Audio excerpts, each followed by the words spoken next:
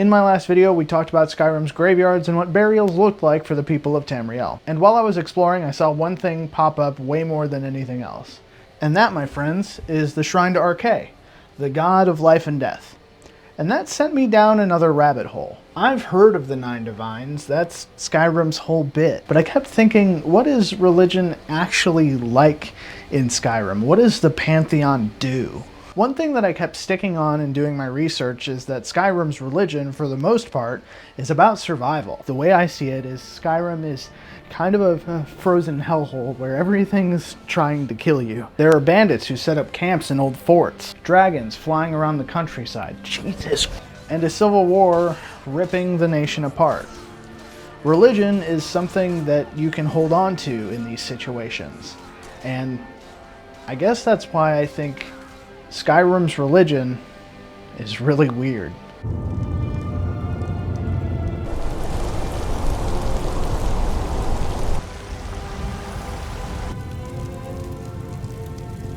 Arkay is kind of where everything started as far as growth for the channel, and kind of where everything transitions for the people of Skyrim. Almost every major city in Skyrim has a Hall of the Dead. Every Hall of the Dead has a shrine to Arkay, and a priest of Arkay that runs it. In Skyrim, death is as normal as sitting down for dinner. It's constant and it's everywhere, and the priests are there really just to make your death less shitty. When you die, they bless you with Arkay's Law, which basically protects you entirely from necromancy. And there are a lot of necromancers in Skyrim.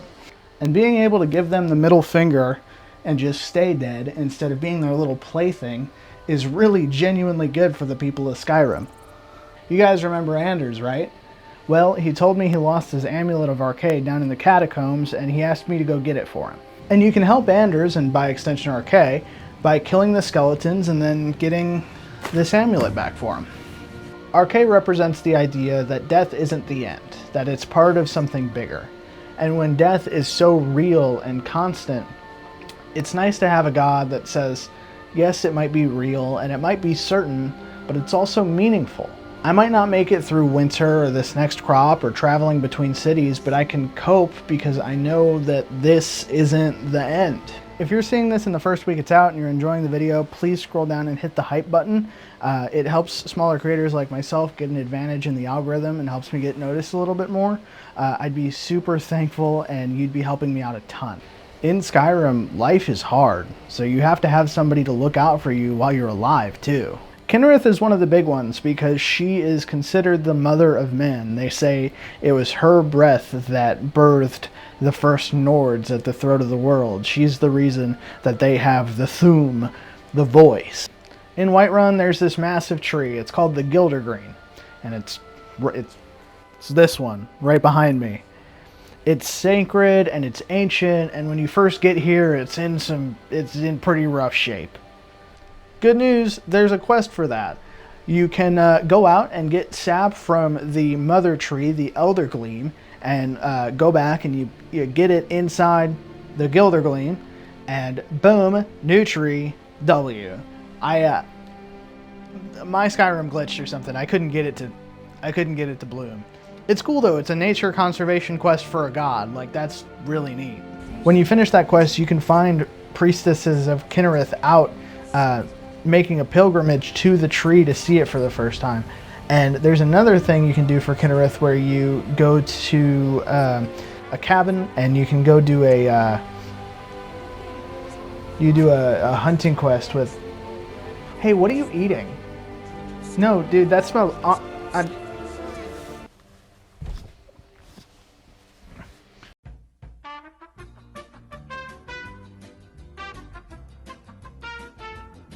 Sorry, I didn't mean to scare you, I swear.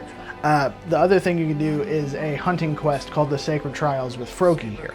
It's Stendarr time! Stendarr's whole thing is protecting people and showing compassion, which is super cool and you should basically do all the time. The Vigilants of Stendarr have kind of twisted this philosophy and turned into monster hunters, which wasn't something that I expected.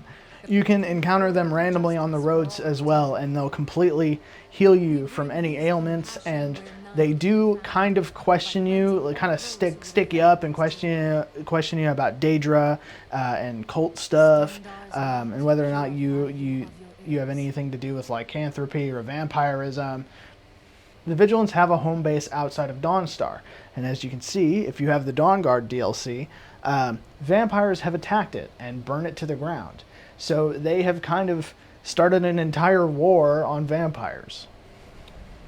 Think about what that means, though, as a regular person in Skyrim. You're outside of the city walls. Bandits are one thing, but when a necromancer sets up shop in the ruins down the road, or vampires are skulking about, or werewolves show up, the Vigilants are there to protect you. They're the ones who show up, especially when I'm busy saving the world. And when those kinds of threats are real and everywhere, it's nice to have people who actively fight against that. Stendarr represents community protection, the idea that we look out for each other, that the strong protect the weak.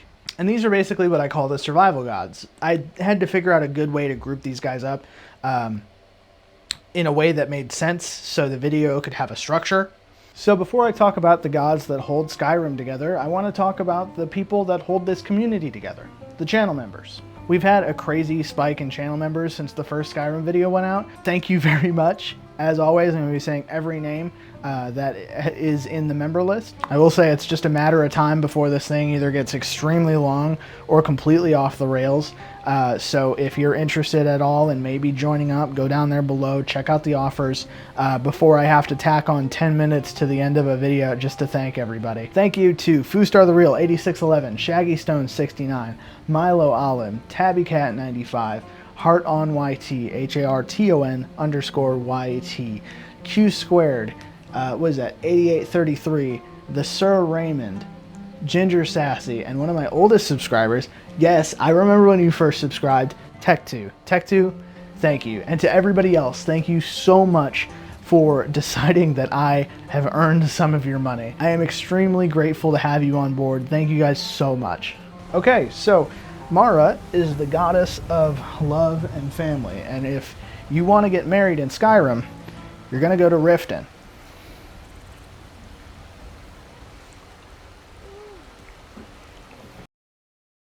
Right here, to the Temple of Mara. First you get an amulet to show off to Ysolda, and then you get blessed by a priest, and then bada boom, bada bing, you're married. Then Ysolda moves into my sick 2-story Whiterun house that is absolutely filled with cheese. Mara isn't just about marriage, though. She's about family. She's about keeping communities together. She counsels the grieving. She heals the sick. There are orphanages put up in her name as well. There's a cool quest for Mara called the Book of Love, where you help 3 struggling couples.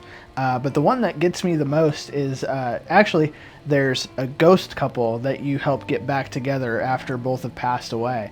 And that's kind of what Mara represents. Love that conquers everything. Love that survives through everything. In Skyrim, where everything sucks all the time, forever, it's nice to have that kind of bond. Next up is Dibella, and she is the goddess of luxury and passion. But Devin, I hear you say, what's the point of Dibella? You gotta buckle down in Skyrim. And to that I say, no dude. People don't work like that, and neither do lizard dudes or cat people. Dibella is all about celebrating life and art and the beauty that comes and goes in all of this, and there's more to life than struggle and survival. Hey. Real quick, seriously, me to you, you to me, right? One-on-one. I need you to lock in, because this next god, he's boring as hell, but it's super, super important. So focus up. Zenithar is the god of work and commerce, fair labor, a hard day's work. Civilization doesn't happen without Zenithar. Skyrim cities are pretty isolated from each other. Whiterun to Windhelm is a long and arduous journey through mountains and snow and everything, right? So, but if people don't do that, there isn't trade, and then economy dies, and then people start to die, and then the cities die. Merchants bring food when harvests fail. They bring iron and tools and weapons when the Empire or the Stormcloaks or city guards need them. Zenithar doesn't have any quests in Skyrim or any temples attached to him as well, but when you think about it, every single thing you do, whether you're bartering or making tools or making weapons or crafting armor, every time you buy or sell goods, that's Zenithar's work. The East Empire Trading Company is Zenithar. The Khajiits that roll through the caravans, as much flack as they get, are also essentially worshipping Zenithar. Every transaction and fair deal and honest day's work is all Zenithar stuff. That's how you worship that guy, is just by like kind of like giving to the community and like being a productive member of society, unlike me.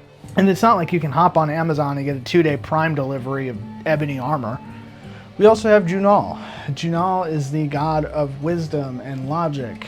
They say knowing is half the battle, and Junal sees it as everything. Knowledge is knowing what plants are safe to eat, what weather patterns mean, what ruins have enemies and what ones don't. Magic is knowledge too. Knowing magic can save your life, especially in a pinch. Healing spells save lives. Destruction spells defend against enemies, and wards protect you from harm. The College of Winterhold embodies Junal's principles. Mages study, learn, and preserve knowledge across generations. They have a whole library in there. They're on an endless quest for knowledge. And while there's no quest especially for him, the entire college quest line could be depicted as a quest for Junal. Those were the community gods, and now we get to Akatosh. And Akatosh is the only god to get his own section. Well, sort of, but we'll get back to that. Akatosh is the dragon god of time. He is the chief of all of the divine. He's different from the other ones, more cosmic. Some guy told me to dress a little bit better, so I decided to get all fancy with it. Now I'm sweating. Thanks. He doesn't just govern one aspect of life. It's time, it's reality, it's the flow of cause and effect, it's the structure that stops Skyrim's world from falling into even more chaos than it already is. You think you're the Dragonborn just because? No, dude. He picked you specifically. Think of it like this. Alduin has returned, and Akatosh has chosen you to be his champion.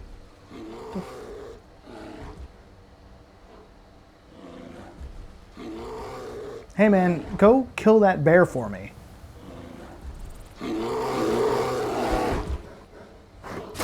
On behalf of a god you might not even recognize. You're fighting to preserve time itself and prevent the end of the entire world.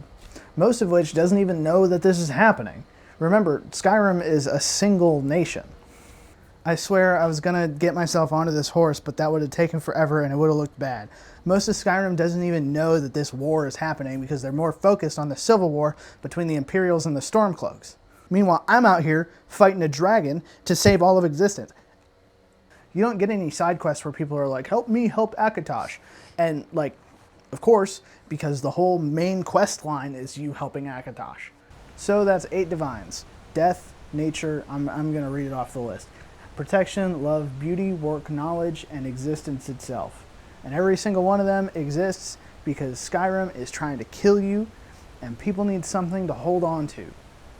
Really quick, I want to tell you guys how much I appreciate you for watching the video. If you're new and you love the video so far, hit the subscribe button. Turn on the notification bell so you know when I post. And if there's anything you guys want to contribute down below too, feel free to leave me a comment. I love reading them all. I do. I read them out. I read all of them. I respond to most of them. I did say Akatosh was the only god to get his own section, and that's I kind of buried the lead a little bit. I lied to you. I lied to you a little bit. I did. I lied. What am I doing? Well, we've been talking about all the gods that kind of hold Skyrim together, right? We haven't touched on the one that's literally ripping Skyrim in half. I'm talking about the 9th divine, Talos. People are literally killing each other over whether or not he's even really a god.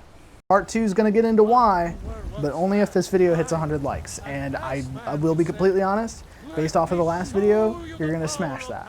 So if that's something you're interested in, hit the button down below. YouTube's going to try to show you something that you might be interested in. Give that a click for me. I will see you very soon. In royalty, and reshape this land which is mine. I do this for you, Red Legions, for I